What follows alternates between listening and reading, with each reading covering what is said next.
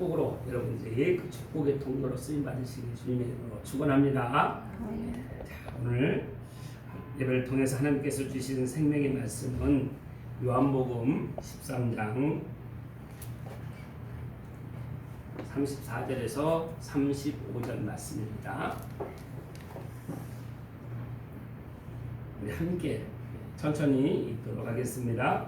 새 계명을 너희에게 주노니 서로 사랑하라. 내가 너희를 사랑한 것 같이 너희도 서로 사랑하라. 너희가 서로 사랑하면 이로써 모든 사람이 너희가 내 제자인 줄 알리라. 아멘.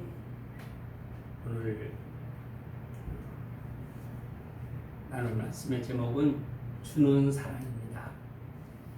예수님께서는 이 제자들에게 말씀을 하십니다. 내가 너희에게 새 계명을 주노니 서로 사랑하라. 내가 너희를 사랑한 것 같이 너희도 서로 사랑하라. 이렇게 말씀하십니다. 그리고 너희가 서로 사랑하면 이로써 모든 사람이 너희가 내 제자인 줄 알리라. 이렇게 말씀을 하십니다. 사랑하는 성도 여러분, 여러분은 어떤 사랑을 받으셨습니까? 예수님께서 새 계명을 주셨다고 하셨는데 이 새 계명이 무엇입니까? 이 새 계명은 구약의 그 율법, 십계명, 이 모든 그런 하나님의 말씀 가운데 행위로 하나님 외에 다른 신을 섬기지 말라. 십계명을 보면 우리가 매주 선포하는 이 십계명을 보면 하나님 외에 다른 신을 섬기지 말라. 우상을 만들지 말라. 하나님의 이름을 망령되게 부르지 말라. 주일을 이 안식일을 거룩하게 지키라. 부모를 공경하라. 살인하지 말라. 도둑질하지 말라. 간음하지 말라. 내 이웃의 것을 탐내지 말라. 그리고 거짓 증거를 하지. 내 이웃에 대해서 거짓 증거하지 말라는 것입니다. 그 십계명, 이 율법을 우리에게 거울로 비춰보면 우리 여기서 고개를 들 수 있는, 나는 다 지켰다고 할 수 있는 사람이 누가 있겠습니까? 그래서 우리의 모든 그 원죄로 인해서 우리가 죄 가운데 있는 우리를 살리시기 위해서 예수님께서 이 땅에 오셨다는 것을 지금 예수님께서 말씀하시는 것입니다. 그리고 내가 너희에게 새 계명을 준다. 그 새 계명은 그 모든 십계명 구약의 그 율법들을 다 내가 십자가에서 이룰 것이니까 너희들은 그 십자가의 내 사랑을 통해서 너희들이 그 사랑을 받을 것이다. 이것이 바로 새 율법이라고 말씀을 하시는 것입니다.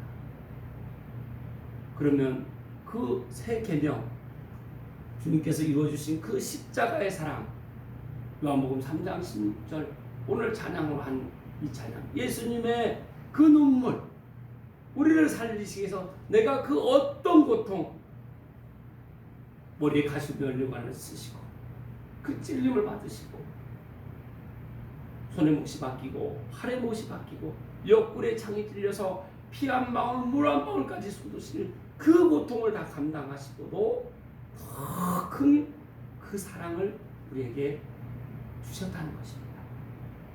그 사랑을 여러분 받으셨습니까? 아멘. 받으셨습니까? 아멘. 받으셨습니까? 아멘. 받으셨으면 새 계명을 너희에게 주는 이 사랑을 우리에게 주셨다는 것입니다. 그래서 우리가 지금 고백하는 이 고백 속에 받았습니다. 주님, 그 사랑을 받았습니다. 그래, 너희들을 받았으니 그러면 그 받은 사랑으로 그걸 증거하는 증인의 사람을 찾아야 된다. 그런 사람들은 서로 사랑한다는 것입니다. 아멘. 사랑하는 성도 여러분, 서로 사랑한다는 것이 무슨 뜻입니까? 여러분은 사랑을 받기를 원하십니까? 주기를 원하십니까? 생각을 많이 하시는군요. 주고받기로. 근데 주님은 사랑을 주고받으라고 하십니까? 주장하시죠. 서로 사랑하라는 뜻은 주라는 것입니다. 아멘. 받는 거에 관심을 갖지 말고 주라는 것입니다. 왜 주라는 것입니까? 내가 새 계명을 너희에게 주었으니까. 이 새 계명이라는 이 단어 속에서는 그냥 문자적인 그런 새 계명이 아니라 그 안에 예수님께서 나를 얼마나 하나님이 세상을 하나님이 김성대를 이처럼 사랑하사 독생자를 주셨으니 김성대는 예수님을 믿고 이런 그를 믿는 자마다 멸망하지 않고 영원한 지옥 멸망에 가지 않고 영원한 생명 천국에 가게 하시는 그 사랑을 우리에게 주셨다는 것입니다. 그 새 계명을 우리에게 다 주셨다는 것입니다. 저에게만 주셨습니까? 여러분에게만 주셨습니까? 믿지 않는 여러분의 가족들, 저의 가족들, 우리가 만나는 모든 전 세계 인류 80억에게 다 이 사랑을, 이 새 계명을 주셨다는 것입니다. 그래서 그 새 계명을 받은 사람은 어떻게 하기를 원하십니까? 서로 사랑하라고 하십니다. 어떻게 사랑하라고요?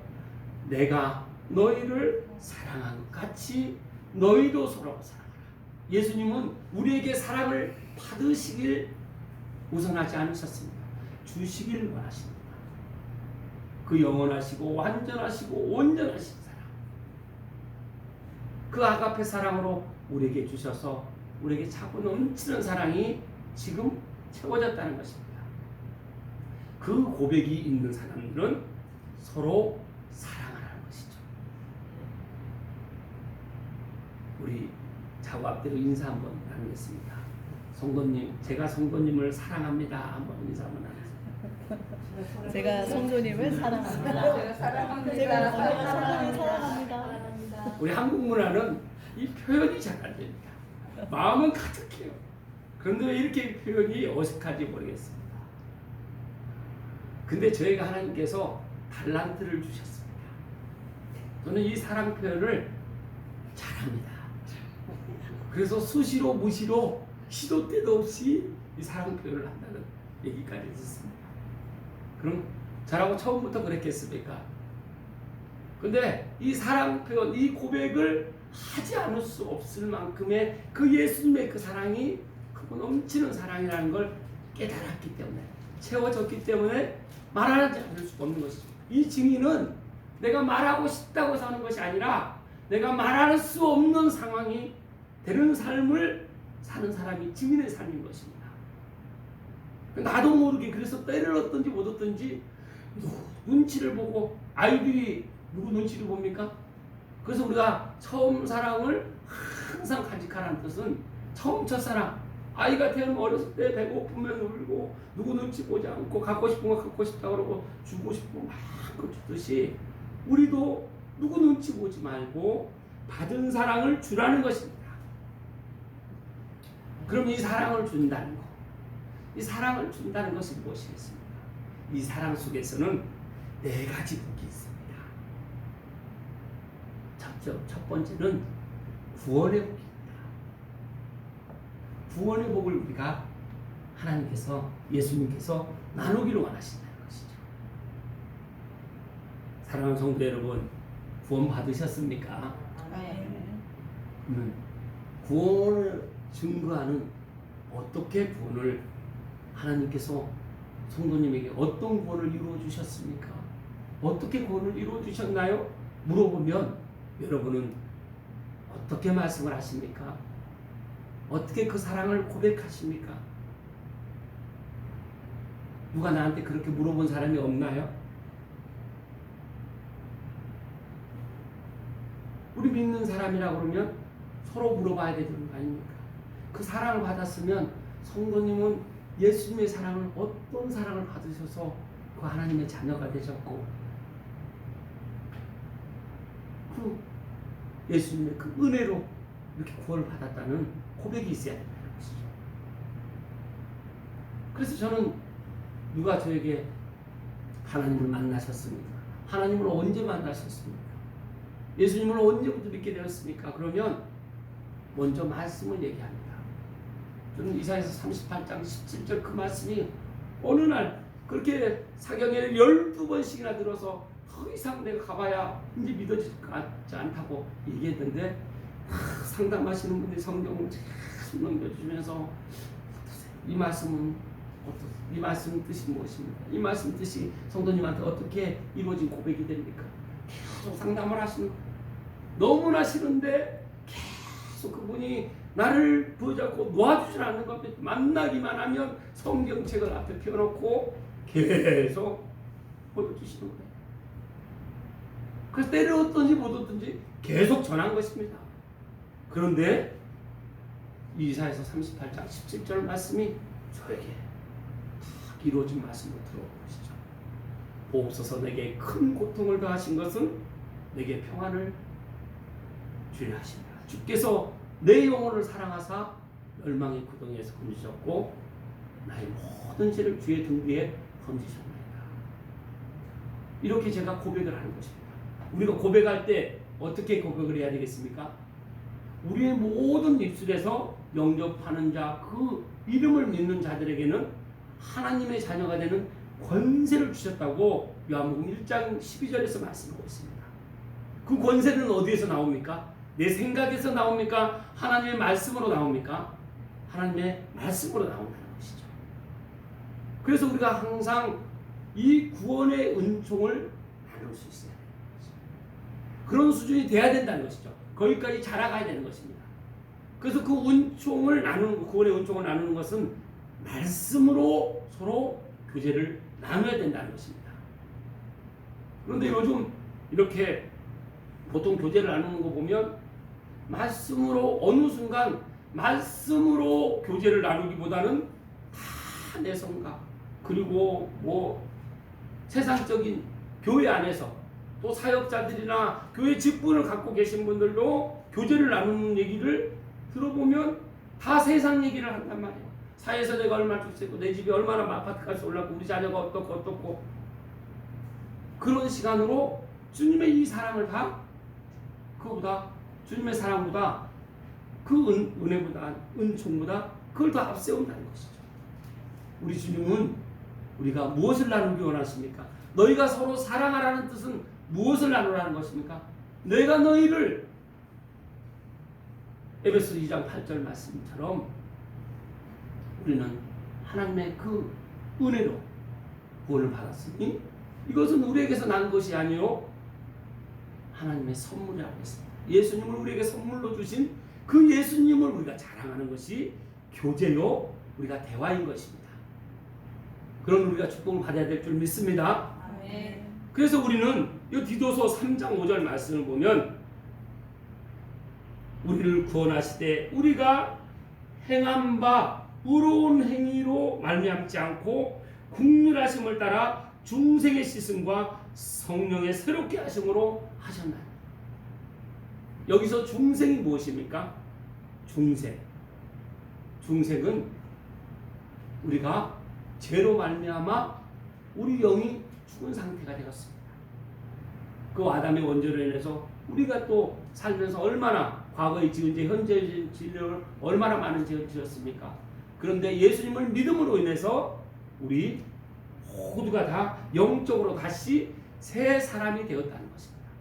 그래서 우리가 거듭났다, 제사를 받았다, 구원받았다, 중생을 받았다. 이 모든 말이 다 똑같은 말입니다. 사랑하는 여러분, 제사함을 받았습니까? 거듭나셨습니까? 새 사람이 되었습니까? 그러면 여러분은 이제 이 구원의 은총을 나눈다는 것이죠. 이것이 바로 서로 사랑한다는 것입니다. 두 번째는 헌신의 복입니다. 이제 여기 교회는 예수님의 핏값으로 세워진 것입니다. 반석이 이 교회가 세워진 것입니다. 그것은 이 건물을 교회로 말하기도 하지만 우리 한 사람 한 사람이 예수님의 핏값으로 세워진 교회라는 것입니다. 보이지 않는 교회, 무형의 교회에서 이 생기 넘치는 교회, 이 무형의 교회들이 모여서 생기 넘치는 교회, 유형의 보이는 교회에 공동체를 이룬 것입니다.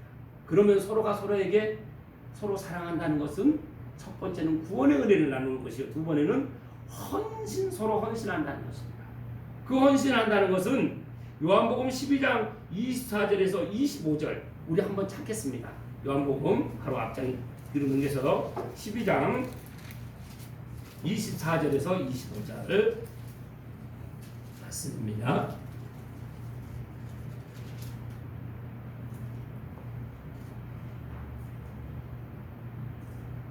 24절 25절 말씀 함께 우리 읽겠습니다. 내가 진실로 진실로 너에게 이르노니 한 알의 밀이 땅에 떨어져 죽지 아니하면 한 알 그대로 있고 죽으면 많은 열매를 맺느니라. 자기의 생명을 사랑하는 자는 잃어버릴 것이요 이 세상에서 자기의 생명을 이용하는 자는 영생하도록 보존하리라.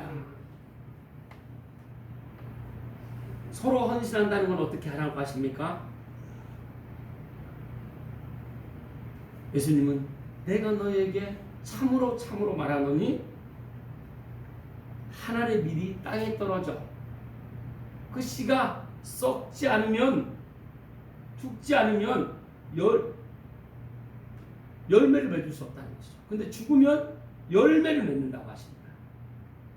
이 뜻은 뭐냐면 여기 25절 말씀처럼 자기의 생명을 사랑하는 자는 잃어버릴 것이요.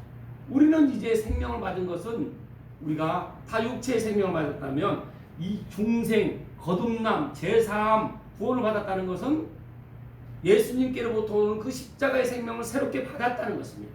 새 생명을 받았다는 것이죠. 그래서 이 자기의 생명을 이제 우리는 우리 육체의 생명, 내 생명을 받은 이 거듭남의 생명을 받은 사람은 이제 내 생명을 위해 사는 것이 아니라 다른 사람의 생명을 위해서 살아가는 사람, 이타적인 삶을 살아간다는 것인 것입니다.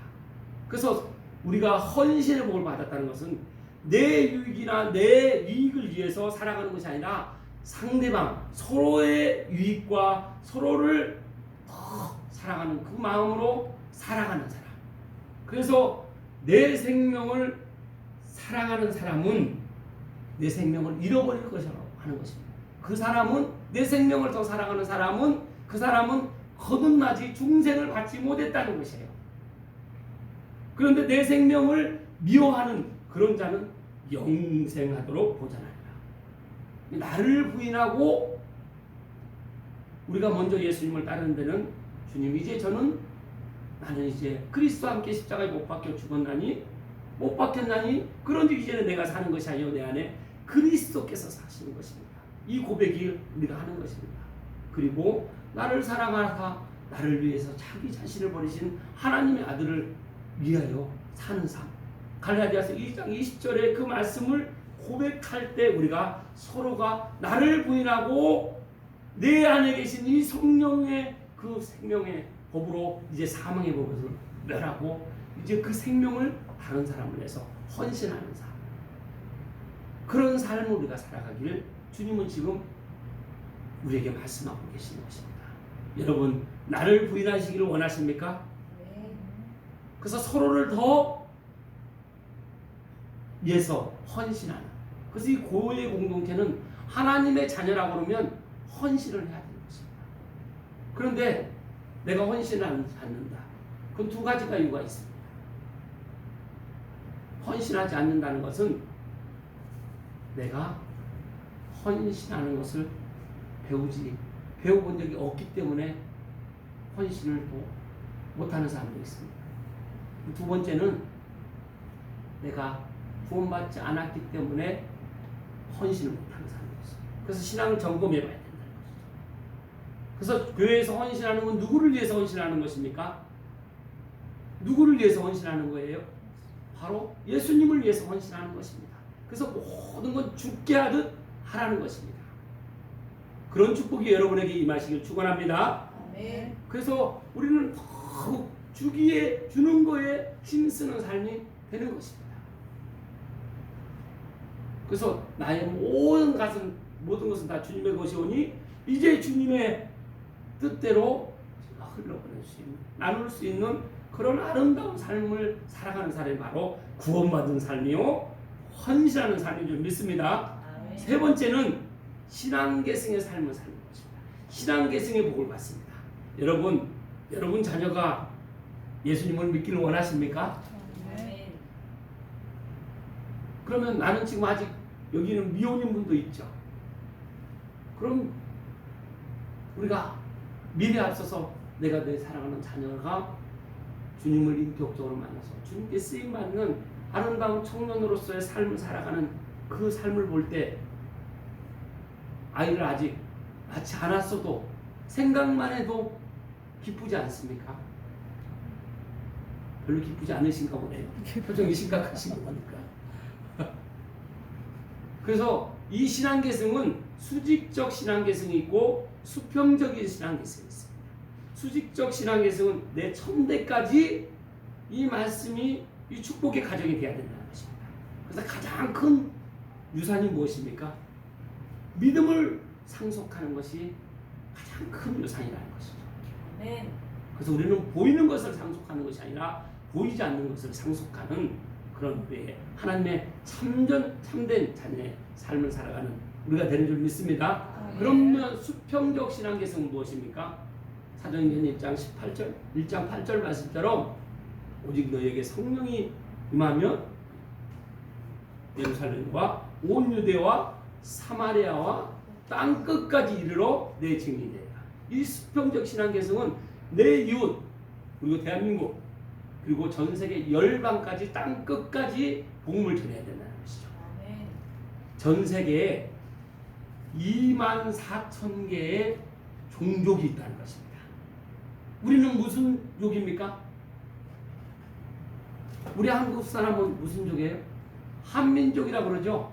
그런 족속들이 전 세계에 24,000개의 족속이 있다는 거예요. 그런데 지금 그 열방의 복음이 전해지면 주님이 다시 재림해서 오신다고 그랬죠. 그건 그 땅 끝까지 이르러서 아직 복음을 한 번도 전해 들어보지 못한 그 종족이 지금 24,000개 종족 중에서 500개 종족이 지금 남아있다고 합니다. 그런데 신기하게 그 이스라엘 주변으로 그 500개 종족이 지금 밀집되어 있다는 거예요. 그럼 이제 예루살렘 성전이 다시 회복되면 주님이 재림하신다고 그러셨죠. 그래서 지금 이 마지막 때라는 것이 더 실감나는 것입니다. 그 500개 종족에 이제 복음이 들어가게 되면 이제 주님이 재림하신다는 것입니다. 근데 여러분 전 세계 복음들로 보면 중국이 약 10% 정도 됩니다. 복음을 들어보지 못한 종족을 미전도 종족이라고 그러죠. 중국이 약 10% 정도 돼요. 그리고 한국은 몇 프로 정도 되는지 아십니까? 한국의 기독교 비율이 약 20% 정도 된다고 합니다. 그러면 이란은 몇 프로 정도 될까요? 이란이 몇 프로 정도 되는지 아십니까? 이란이 무려 30% 정도 된다는 것입니다. 저도 이 데이터를 보고 깜짝 놀랐습니다. 거기는 이슬람권이고 거기는 복음을 전하다가 목숨을 걸고 복음을 전하는 이란이 그렇게 복음화율이 높아졌다는 거예요. 그러니까 우리가 이 생기 넘치는 교회에서 내가 구원을 받고 또 내가 주님의 그 마음으로 나를 부인하고 서로 헌신하며 이 신앙계승을 해나가는 그 삶을 살아서 이 마지막 때 그 500개 미전도 종족의 그 복음을 전해서 영원 윤리의 복음이 전해지면 주님이 다시 오심을 우리가 심부로 기다리는 마음으로 우리가 신앙계승을 하는 그런 축복의 삶을 살아야 될 줄 믿습니다. 아멘. 그 복음이 전해지는 그 일을 주님이 누구를 통해서 하기를 원하십니까? 나를 통해서 하시기를 원하신다는 것입니다. 주님 나를 통해서 그 마지막 때 마지막 저 한 종족의 미전도 종족의 복음을 전하는 그런 쓰임받는 제가 도구가 되게 해주세요. 그런 기도가 우리의 기도가 되어야 될 줄 믿습니다. 아멘. 그리고 마지막은 축복입니다. 이렇게 구원받고 헌신하고 신앙계승을 하는 그 삶을 사는 사람은 반드시 주님으로부터 축복을 받는다는 것이죠. 그 축복은 어떤 사람이 받습니까? 어떤 또 축복을 받고 어떤 삶을 살아갈까요? 그 말씀은 창세기 1장 28절 말씀입니다. 마지막 창세기 1장 28절 말씀 받겠습니다. 맨 앞장입니다. 창세기 1장 28절 말씀.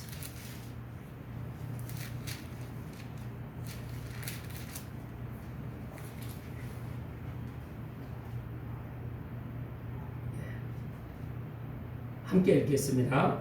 하나님이 그들에게 복을 주시며 하나님이 그들에게 이르시되 생육하고 번성하여 땅에 충만하라. 땅을 정복하라. 바다의 물고기와 하늘의 새와 땅에 움직이는 모든 생물을 다스리라 하시니라.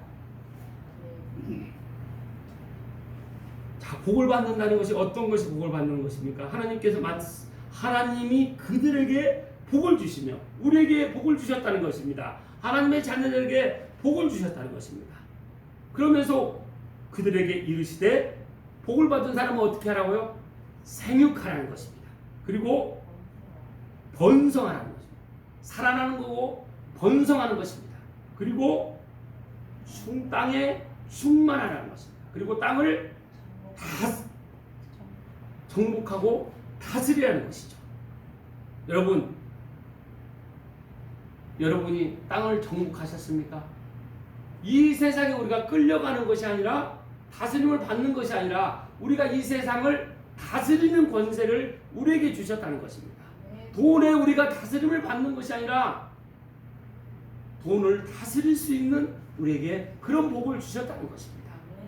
그래서 우리는 어디를 가든지 우리는 번성하고 충만하고 다스릴 수 있는 그 영적 영역이 높아져야 되는 것입니다.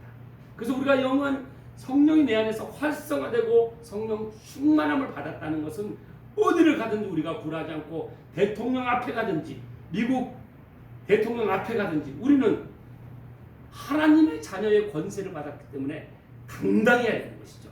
그래서 우리 입술에서 하나님의 이 생명의 말씀이 선포되는 그런 우리를 그런 자녀로 세워주셨다는 것입니다. 이 사실을 믿습니까? 네. 그래서 우리 교회의 말씀은 바로 이 말씀인 것입니다. 이 말씀 우리 다 함께 읽겠습니다. 여호와 하나님이 땅 위로 사람을 지으시고 생기를 그 코에 불어넣으시니 사람이 생명이 되니라. 그래서 우리 교회가 이 말씀을 그대로 받아서 생기 넘치는 교회가 됐습니다. 그럼 우리 만나는 사람은 다